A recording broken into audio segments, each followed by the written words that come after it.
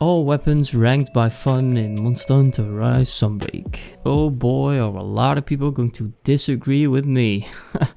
I guess it's best if I tell you guys where I come from real quick to give you a better understanding of my perspective. I'll try to keep it short. So the first time I played Monster Hunter was in Tri on the Wii. It has been my favorite franchise ever since. In total I played Monster Hunter Tri, Freedom Unite, Monster Hunter Portable Turn, Monster Hunter 3 Ultimate, 4 Ultimate, Double Cross, World, Iceborne, and now Rise and Sunbreak.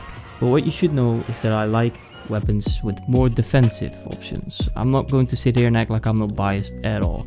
By defensive options I mean how long do animations take, when can I dodge out of a combo, when can I use my counters, and so forth. In my opinion, defensive options dictate more how a weapon plays than its potential damage. This is also why I dislike the best made meta build ever type videos where people just try to do as much damage as possible. All they do is make sure that the randoms that I play with die for sure, because they don't see the point in adding at least one deco in Evade Extender, for example. Anyways, back to the list. So here we go. Number 14, because if you don't know, there's 14 weapon types in the game right now. Number 14, the Hunting Horn. I'm sorry to all you horn mains out there, but this is my list, and the truth is this weapon has long animations, which I do not like. There's not a lot of ways to avoid attacks. I sure see its use, and the weapons can definitely be viable, especially in groups. However, when I tried to make it work, and even when I played it correctly, I didn't have nearly as much fun as with the other weapons. I also think this weapon got indirect nerfs because your songs really don't feel as impactful as they did before. I think it's because hunters have been buffed significantly in general. So yeah, unfortunate, but I still like the weapons, guys, so even if they're low on the list, doesn't mean I hate them. Just keep that in mind. Number 13, light bowgun. See, this weapon is just too easy. Just point and shoot, throw out your occasional wirebug dodge and even a regular dodge for that matter. Especially with Evade Extender, that'll do the trick. I think mobility of this weapon is what makes it so effective, but also what makes it so boring, because it's just too easy. There doesn't seem to be a lot of interaction with the monsters. You just kind of shoot and dodge well in advance because of the distance between you and the monster. And the wirebugs makes dodging even easier. Number 12, heavy bowgun. Now this one is obviously similar to the light bowgun, however it's not as mobile. This and the crouching fire mode makes this weapon a little bit more interesting to play, but it's still on the lower end of the list. This weapon can be very effective, however you have to put in more effort than with the light bowgun, but it runs into the same problems. At first you might feel like a badass putting a gazillion rounds down range in such a short time.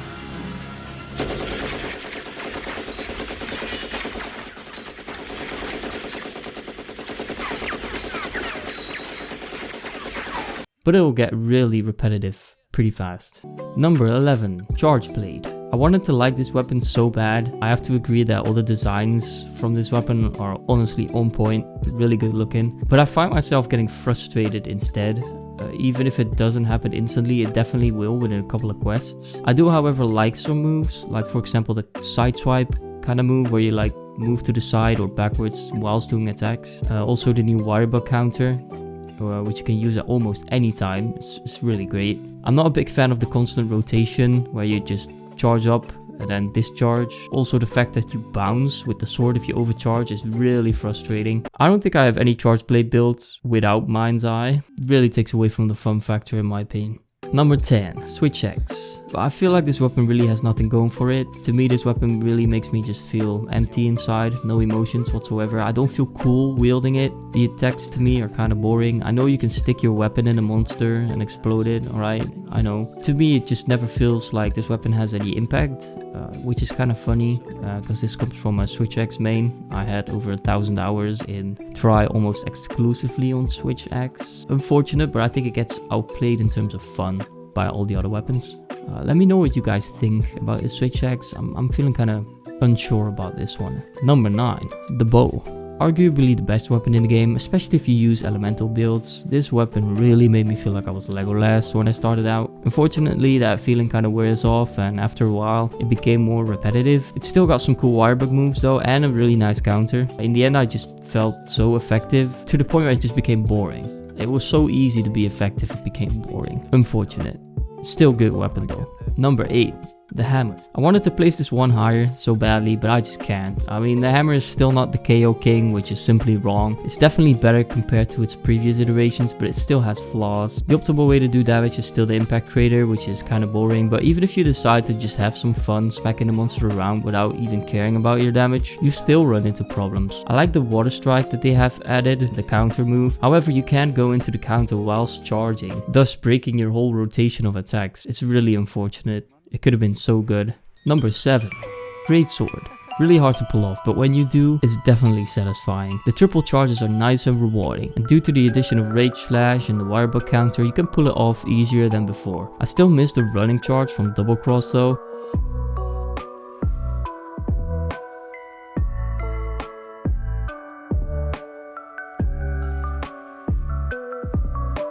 I think it was adept style, and this weapon can be frustrating also if you keep missing your charges. I like the addition of the Surge Slash combo. That playstyle is interesting. It is, however, not nearly as effective as just your regular charging moves. Still fun though. Number 6. Gunlance. The best version of Gunlance ever. Period. The move that really did it for me is the reload guard. It made me feel like I could all of a sudden actually block things that I couldn't before because I was in too long of an animation. And of course you can practically fly with this thing now. Bye bye.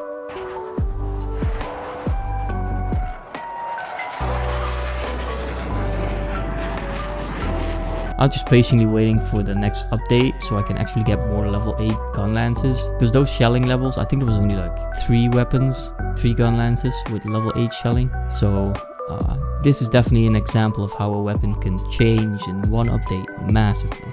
Number 5. Insect glaive. Everybody likes flying around. The only problem is that you're still more effective on the ground, and even though you're getting your buffs easier than ever before, it can still be an absolute pain in the butt, reducing the fun factor for me quite a bit. Also, I still hold a grudge against this weapon for the ridiculous amount of people using it in 4 Ultimate. The amount of times you saw somebody just go, "Je suis monté."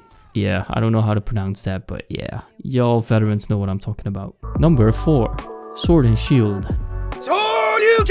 The beginner weapon that people always seem to underestimate. This weapon is so versatile, it's got it all. It's good at evading, you can guard, you can counter, you can knock monsters out, you have fun wirebug moves. It might have it all, but it doesn't exactly excel at everything. Still very versatile, very fun, and underrated, for sure. Try it out, it's fun. Number 3.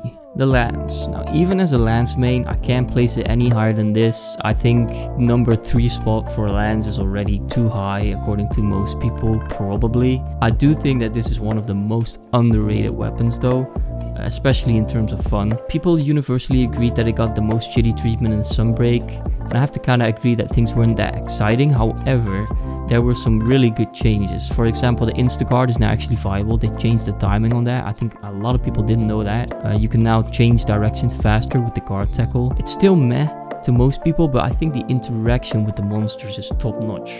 It almost feels like a dance going back and forth, when to counter and when to guard and stuff like that. So yeah, give it another go. It's definitely better since Sunbreak. Number 2. The Longsword. Did you get first place, Longsword? No, I didn't. Yeah, I will not give this weapon the number 1 spot, alright? I deny. These privileged people with their almighty longswords, I mean, what can I say?